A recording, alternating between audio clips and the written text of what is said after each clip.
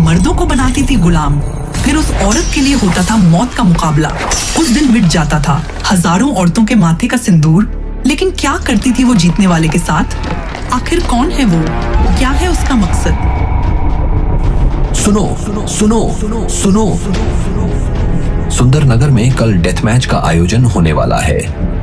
राजकुमारी मणिकर्णिका भी इस आयोजन में पधार रही हैं। एक और मौत का खेल। पिछले साल मेरे देवर की गर्दन वहीं कट गई थी। राजा और उनके दरबारी इसे खेल कहते हैं, पर हमारे लिए ये मातम है। कल फिर न जाने कितनी माओं की गोद सूनी होगी, कितनी औरतों का सिंदूर मिट जाएगा। कल का मैच मजेदार होगा। ये गंदे गुलाम वैसे भी मरने लायक हैं। सुंदरनगर के राज परिवार और कुलीन कहे जाने वाले लोगों ने गुलामों के लिए एक नियम बनाया था। अगर एक भी गुलाम राज परिवार के योद्धाओं को हराकर जिंदा बच जाए तो उसके साथ सारे गुलामों को आजाद कर दिया जाएगा। इन्हीं गुलामों के बीच कैद था नील वायुपुत्र। कल का दिन हम सबकी आजादी का दिन होगा। इस बार मैं लड़ूंगा। पागल मत बनो नील, हालत देखी है अपनी और हम सबकी। पूरे दिन हमें पीटा जाता है। खाने में 2 सूखी रोटियां और दवा के नाम पर एक मामूली गोली। अगर मौत भी हमारे ऊपर रहम कर दे तो उसका एहसान होगा। नील बीते 3 सालों से गुलामों की तरह यहाँ कैद था। उसे उसके ही भाइयों और परिवार वालों ने धोखा दिया था। नील कोई साधारण आम इंसान नहीं था। उसने अपनी पहचान छिपा रखी थी, क्योंकि उसे यहाँ से आजाद होकर एक बहुत बड़ा काम पूरा करना था। लेकिन सबसे पहले उसे अपनी बहन नीलिमा को बचाना था, जिसे जादुई शक्तियों की शिक्षा देने वाले सप्त सिंधु आश्रम में कैद कर लिया गया था। अब चाहे मणिकर्णिका आए या यमराज, कल मैं यहाँ से निकलूंगा, जरूर निकलूंगा। लोगों के सोने के बाद उसने चुपचाप एक किताब निकाली और पढ़ने लगा। फिर उसके शरीर में वो हुआ जो किसी की कल्पना से भी परे था। सूरज की पहली किरण के साथ डेथ मैच शुरू हो चुका था। कालकोठरी में नील का पूरा शरीर गर्म लावे की तरह दहक रहा था। वहीं नील चट्टान में मुक्के मारकर अपनी गर्मी को कम करने की कोशिश कर रहा था। कब तक सहूंगा? अब यही ज्वाला मेरी ताकत बनेगी। दोपहर तक लाशों के ढेर जमा हो चुके थे।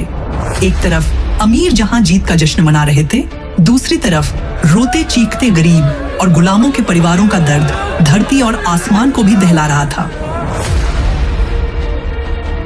ये कोई मैच नहीं, ये तो वध है।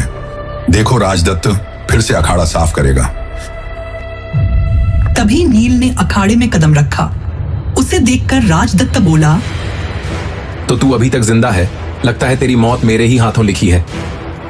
मेरी कहानी सुनकर लोग दुआ मांगेंगे कि उनका तुझ जैसा कोई भाई ना हो। घिन आती है मुझे ऐसे रिश्ते पर। रिश्ते कमजोर लोग बनाते हैं, जो खुद के बल पर कुछ नहीं होते। जैसे तू। मैं अकेला ही काफी हूं। चल अब मरने के लिए तैयार हो जा। राजदत्त ने अपने हाथ की मुट्ठी को कसना शुरू किया और उसके शरीर में नीली ऊर्जा दौड़ने लगी। सैकड़ों हाथियों की शक्ति उस मुक्के में समाने लगी।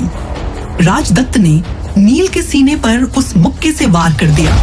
नील कई फुट दूर जाकर गिरा, लेकिन इस बार उसे जरा भी दर्द का एहसास नहीं हुआ। उसके शरीर में गर्म धाराएं दौड़ने लगी।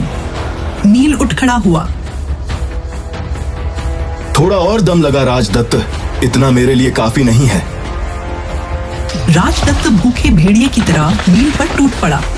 वो जितना उसे पीटता, नील के शरीर में उतनी ज्यादा ताकत पैदा होने लगती। उसके शरीर से लाल रंग का गर्म तरल पदार्थ बहने लगा। सबको लगा वो खून है, लेकिन ये वो अशुद्धि थी जो उसके शरीर से निकलकर उसकी आत्मा को मजबूत बना रही थी। ये देह शोधन तकनीक थी, जिसमें शरीर को जितना पीटा जाता वो उतना ज्यादा ताकतवर बन जाता था। नील को अपने वार आसानी से झेलते देखकर राजदत्त का गुस्सा बढ़ता जा रहा था। तुझे कुछ हो क्यों नहीं रहा?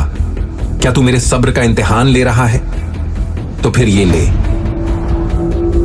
राजदत्त ने बनाई नंदी सहस्त्र मुष्टिका, जो वायुपुत्रों की खास तकनीक थी, जिसकी ताकत 10 परमाणु बमों के बराबर थी। राजदत्त ने नील के सीने पर हमला कर दिया। उसकी आंखों के सामने अंधेरा छा गया और वो कई फुट दूर जा गिरा। शोरगुल थम गया। मर गया। लोग नील को देख रहे थे। नील पर इस ताकत का गहरा असर हुआ। उसकी चेतना के अंदर प्रकट हुई नवनाग हांडी, जिस पर 9 दिव्य नाग थे। राजदत्त के मुक्के की शक्ति से 9वें नाग की मणि जाग गई। नील की कुंडलिनी शक्ति के 4 चक्र एक साथ जाग उठे। वो सीधा खड़ा हुआ। लोगों की आंखें आश्चर्य से फट गईं। नंदी सहस्त्र मुष्टिका का प्रहार कोई सहन नहीं कर सकता था। तेरा समय पूरा हुआ राजदत्त, अब मेरी बारी। नील ने अपनी मुट्ठी को कसा और जोरदार मुक्का राजदत्त को मारा। बस एक मुक्के में उस महाबलशाली की आंखें बंद हो गईं और वो धूल फांकते हुए कई फुट दूर जा गिरा। मणिकर्णिका अपनी जगह से चौंक कर खड़ी हो गई। एक गुलाम के अंदर ऐसी ताकत कैसे आ सकती है? आखिर कौन है ये वृकोदर? इसकी सच्चाई का पता लगाओ। महारानी, ये नील कोई साधारण गुलाम नहीं है। इसके रगों में वही खून बहता है जिसने कभी महायुद्ध में सबको झुका दिया था। ये वृकोदर, इसका मतलब ये है कि वह डेथ मैच के नियमों के मुताबिक मैं जीत गया और अब आपको मुझे और इन सारे गुलामों को आजाद करना होगा महाराज नागेंद्र। इतनी आसानी से नहीं नील।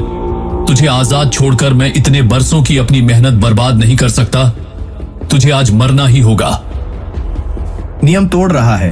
ये तो खुद ही लड़ने आ रहा है। नागेंद्र महावीर स्तर का योद्धा था, जिसके 7 चक्र जाग चुके थे। नील को उम्मीद नहीं थी कि वो नियम तोड़कर खुद लड़ने के लिए आएगा। ये शक्ति, ये तो किसी युद्ध देवता की तरह है। मेरा शरीर इसे सह नहीं पाएगा। रुक जाइए महाराज नागेंद्र, उसे छोड़ दीजिए। आप जानती भी हैं आप किसे बचाने की कोशिश कर रही हैं। एक गद्दार के बेटे को, जो मौत की सजा पाया हुआ एक गुलाम है। याद है आपने मुझे एक वचन दिया था। उस वचन के बदले मैं इसका जीवन दान मांग रही हूँ। सम्राट बिंदुसार की बेटी मणिकर्णिका की बात टालने की हैसियत नागेंद्र की नहीं थी। वो तलवार फेंककर राजमहल वापस लौट गया। इतनी आसानी से नहीं छोड़ेगे इसे।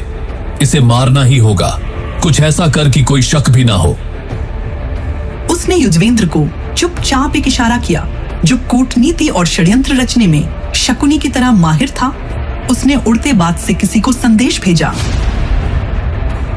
नील की हथकड़ियां खोलकर आजाद कर दिया गया। आदेश मिला है, तू आजाद है। वो वहां से निकल गया। अब मुझे जल्द से जल्द सप्त सिंधु आश्रम पहुंचना होगा। पता नहीं किस हालत में होगी वो बेचारी नीलिमा। नीलिमा, मैं आ रहा हूं। तभी आसमान से एक जोरदार गड़गड़ाहट की एक बड़ी सी हांडी आई और जमीन पर गिर पड़ी। उसमें से एक दुबला पतला हाथ निकला और उसने नील को हांडी के अंदर खींच लिया। उसमें से एक घिनौना सा दिखने वाला बूढ़ा आदमी निकला और उस हांडी को अपनी पीठ पर लादकर तूफान की तरह वहां से भाग गया।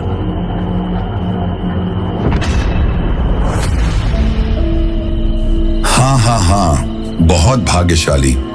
इस लड़के के पास एक विशेष गंध है। एक गंध जो मेरे हथियारों की तरह महकती है। ये मेरे हथियार के लिए एकदम उपयुक्त व्यक्ति है। मैं इस लड़के को ले जा रहा हूँ। वो बूढ़ा और कोई नहीं अघोरा था, एक शस्त्र निर्माता। उत्तरी क्षेत्र के अधिकांश शासक अघोरा से घृणा करते थे और उसकी शस्त्र निर्माण तकनीकों का विरोध करते थे। कारण था उसकी घृणित तकनीक। हथियार बनाने के दौरान वो जीवित लोगों के शरीर से खून निकालकर अपनी हांडी में डालता था। कभी कभी तो वो जीवित लोगों को सीधे अपनी हांडी में डालकर जिंदा जला देता था। अघोरा नील को लेकर चला गया, मगर इधर दूसरी तरफ कांसे की हांडी के अंदर नील चुपचाप बैठा था। उसके हाथ और पैर मजबूत जंजीर से बंधे थे, जिन्हें वो अपनी पूरी ताकत लगाने के बावजूद नहीं तोड़ पाया था। मैं कभी भी इतने विशेष शरीर वाले व्यक्ति से नहीं मिला।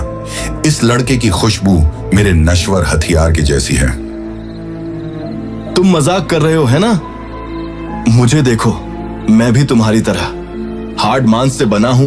मैं सिर्फ एक इंसान हूं, ना कि कोई हथियार। इसीलिए बेहतर होगा कि तुम मुझे जाने दो। हा, तुम्हें जाने दूं? क्या तुम मजाक कर रहे हो? मुझे तो इसका अंदाजा भी नहीं है कि जब मैं तुम्हें हथियार बनाने वाली हांडी में डालूंगा तो कितने शक्तिशाली हथियार का निर्माण होगा। मैं इसको लेकर बेहद उत्साहित हूं। अघोरा एक बेहद छोटी सी गुफा के आगे खड़ा था। नील ने मन ही मन विचार किया। गुफा के बीच में 4 पैरों वाली एक काले रंग की हांडी मौजूद थी। वही गुफा की छत से 8 कीलें निकली हुई थी, जिनसे निकलने वाली हर जंजीर से एक व्यक्ति को बांधा हुआ था।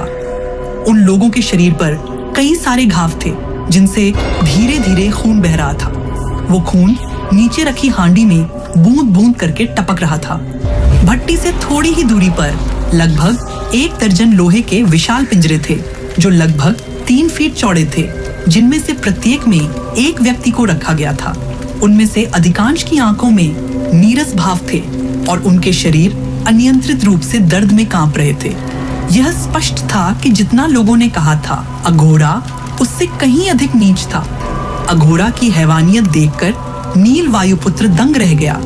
शस्त्र निर्माण के दौरान मैंने महसूस किया कि अगर मैंने हथियारों को बनाने के लिए जिंदा इंसानों के मांस और खून का इस्तेमाल किया तो उन इंसानों से निकलने वाली घृणा की भावना से मेरे नश्वर हथियार की शक्ति बढ़ जाएगी। बच्चे, तुम्हारे मांस और रक्त की गंध किसी नश्वर हथियार के समान ही है। इसलिए मैं अपनी नर्क की तलवार को तुम्हारे शरीर के साथ हांडी में डालकर तुम्हारे खून से उसे शुद्ध करूंगा और फिर शायद मेरी नश्वर तलवार एक आध्यात्मिक हथियार में बदल जाए। शस्त्र निर्माण के लिए महत्वपूर्ण घटक उच्च कोटि की धातु और एक उच्च तापमान वाली आग होती है। अगर आपके पास इनमें से एक की भी कमी हो तो उच्च श्रेणी के हथियार का निर्माण करने की कोई संभावना नहीं होगी। माफ कीजिए, लेकिन मुझे लगता है आप अपने हथियार की क्षमता बढ़ाने को लेकर गंभीर नहीं है। ठीक है, ऐसा प्रतीत होता है कि तुम्हें हथियारों को बेहतर करने के बारे में थोड़ी जानकारी है, लेकिन कोई बात नहीं, तुम्हारा ये हल्का फुल्का ज्ञान तुम्हारी कोई मदद नहीं करेगा। अघोरा ने नील को नीचा दिखाते हुए कहा। नील की बात का जवाब देते वक्त अघोरा हांडी के अंदर से जंजीरों को खोलने में व्यस्त था। अघोरा ने नील को कांसे की हांडी से बाहर निकाला और पास रखे हुए पिंजरे में फेंक दिया। जब नील वायुपुत्र को छोटे से पिंजरे में बंद किया जा रहा था तो उसने अघोरा के चेहरे पर एक कुटिल मुस्कान देखी। आध्यात्मिक हथियार बनाने के लिए मुझे जिन दुर्लभ कीमती चीजों की आवश्यकता है, मेरे पास उन्हें खरीदने के लिए पर्याप्त धन मौजूद नहीं है। वहीं हथियार को तुम्हारे शरीर के साथ शुद्ध करना भी आध्यात्मिक हथियार बनाने का ही एक तरीका है। चलो, हम कुछ अच्छा होने की आशा करते हैं। आखिरकार तुम्हारा मांस और रक्त वास्तव में बहुत खास है। कौन जाने, शायद मैं हमेशा की तरह इस बार भी भाग्यशाली रहूं। आखिर कैसे बचेगा नील अघोरा के चंगुल से? क्या नील ही बनेगा अघोरा के अंत की वजह, या फिर अघोरा आध्यात्मिक हथियार बनाने में कामयाब हो जाएगा? जानने के लिए देखिए महागाथा का अगला एपिसोड सिर्फ पॉकेट FM चैनल पर।